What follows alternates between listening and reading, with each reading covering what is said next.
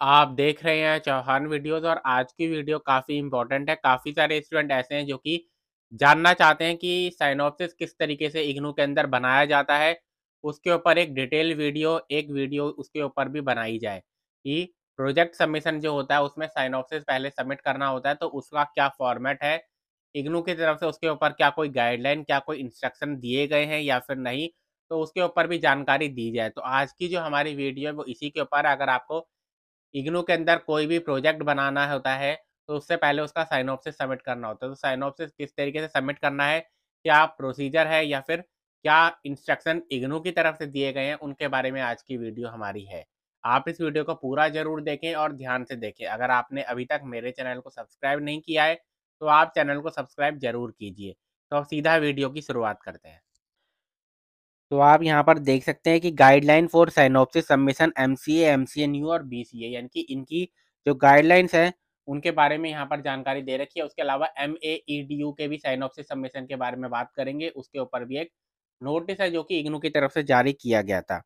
शुरुआत में कुछ डेट बता रखे हैं जो कि लास्ट डेट्स है, लेकिन लास्ट डेट आप जानते हैं कि हर साल चेंज होती रहती है। लेकिन नॉर्मली अक्टूबर में आपका जो साइनॉप्सिस सबमिशन है वो हो जाता है दिसंबर के लिए, और अप्रैल में मान के चलिए आपकी आपको साइनॉप्सिस कम से कम सबमिट कर देना चाहिए अपना, अगर आप जून एग्ज़ाम के लिए अपना प्रोजेक्ट सबमिट कर रहे हैं।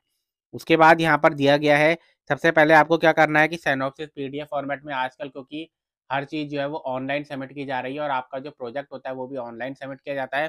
तो यहाँ पर 100 एमबी के अंदर अंदर आपका साइनॉप्सिस जो है वो होना चाहिए, ये जानकारी दे रखी है। लेकिन आप पहले उसको जो कागज़ पर बनाएंगे, यानी कि जो जिस तरीके से फाइल होती है उस पर बनाएंगे। उसके बाद पहले जो ऑर्डर ऑफ डॉक्यूमेंट है वो कुछ इस तरीके से, यानी कि इस तरीके से आपका साइनॉप्सिस होना चाहिए। सबसे पहले फर्स्ट पेज होगा। फर्स्ट पेज में क्या क्या जानकारी होनी चाहिए? स्टूडेंट का नाम होना चाहिए, इनरोलमेंट नंबर होना चाहिए, प्रोग्राम कोड होना चाहिए, कोर्स कोड होना चाहिए, स्टडी सेंटर कोड होना चाहिए और टाइटल ऑफ योर प्रोजेक्ट, यानी कि प्रोजेक्ट जो आप बना रहे हैं उसका टाइटल भी उसके अंदर होना चाहिए। ये जानकारी दे रखी है। सेकंड पेज जो होता है आपका, उसमें second page contains the filed in pro forma of your project synopsis duly filed and signed by both student and project guide with date, यानी कि सेकंड पेज जो होगा आपका परफॉर्मा का होना चाहिए जिसमें साइन किया हो आपने भी, स्टूडेंट ने भी और प्रोजेक्ट गाइड जो है आपका उसने भी। आप इसको डाउनलोड यहाँ पर से कर सकते हैं। परफॉर्मा का जो फॉर्मेट है उसको डाउनलोड आप कर सकते हैं।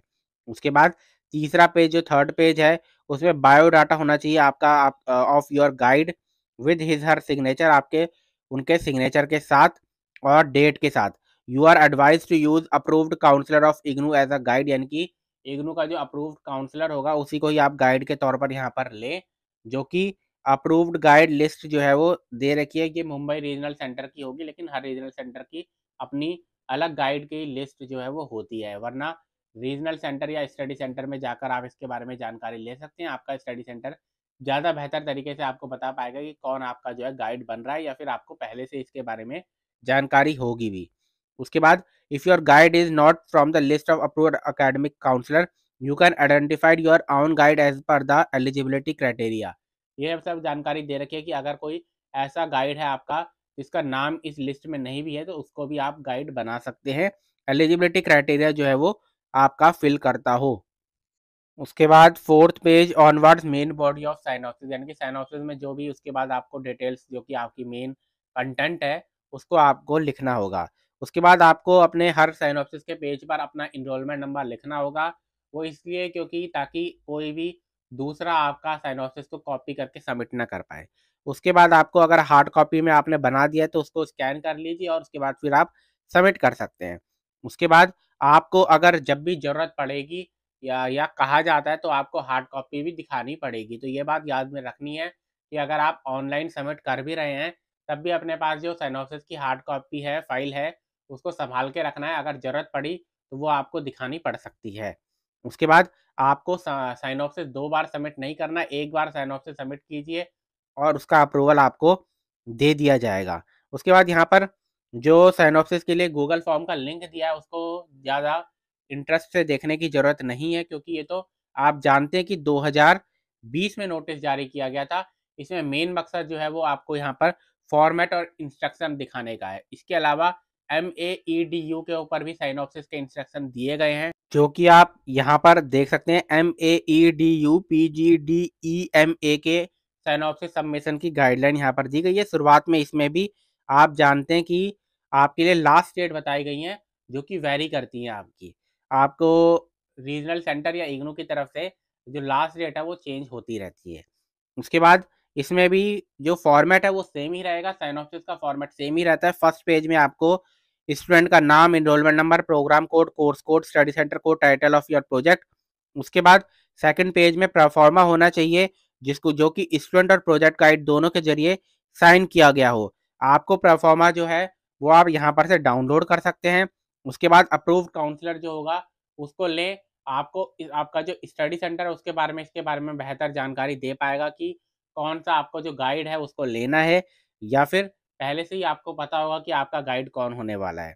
उसके अलावा आप देखें यहाँ पर से, तो थर्ड पेज से आप अपना जो मेन बॉडी है साइनॉप्सिस की उसको लिख सकते हैं। उसके बाद सारी जानकारी जो है वो पिछले वाले की तरह ही है, यानी कि MCA BCA की तरह ही है। इसमें भी वही करना है, हर पेज पर इनरोलमेंट नंबर लिखना है अपना, और हार्ड कॉपी जो है उसको भी संभाल कर रखना है, अगर जरूरत पड़े तो वो आपसे मांगी जा सकती है। उसके अलावा आपको साइनॉप्सिस 2 बार सबमिट करने की ज़रूरत नहीं है। साइनॉप्सिस अगर आपका क्लियर हो जाता है, अप्रूव्ड हो जाता है, तो उसके बाद फिर आप जानते हैं कि इग्नू के अंदर जो प्रोजेक्ट सबमिशन होता है उसका ऑनलाइन लिंक जारी किया जाता है, जहाँ पर से आप प्रोजेक्ट को ऑनलाइन सबमिट कर सकते हैं। तो काफ़ी सारे स्टूडेंट ऐसे थे जो कि जानकारी मांग रहे थे, उनको एक बार कि साइनॉप्सिस किस तरीके से सबमिट किया जाए, इसके ऊपर क्या कोई गाइडलाइन है, कोई इंस्ट्रक्शन है, क्योंकि एग्जाम्स के ऊपर काफ़ी सारी वीडियोस ऑलरेडी हैं, काफ़ी सारी नॉलेज जो है वो ऑलरेडी इग्नू की तरफ से भी नोटिस के माध्यम से दी जाती रहती है। उसके अलावा असाइनमेंट किस तरीके से सबमिट करना है, कौन सी फाइल, कहाँ से आपको आंसर मिलेंगे, सारी जानकारी जो है बार बार मैं आपको दे चुका हूँ। लेकिन साइनॉप्सिस के ऊपर मैंने वीडियो नहीं बनाई थी, जिसके पर काफ़ी सारे स्टूडेंट ने कहा था कि प्रोजेक्ट के रिलेटेड या फिर साइनॉप्सिस से रिलेटेड भी एक वीडियो बनाई जाए, ताकि स्टूडेंट को इसके बारे में भी जानकारी दी जा सके। ये जो दोनों के दोनों नोटिसेस हैं आपके BCA, MCA न्यू और MCA के, और साथ में MAEDU PGDEMA के साइनॉप्सिस के गाइडलाइन के, दोनों के दोनों आपको मेरे telegram channel Chauhan videos YT पर मिल जाएंगे। मेरे टेलीग्राम चैनल का लिंक आपको इस वीडियो के डिस्क्रिप्शन बॉक्स में मिल जाएगा। तो आज की वीडियो में इतना ही।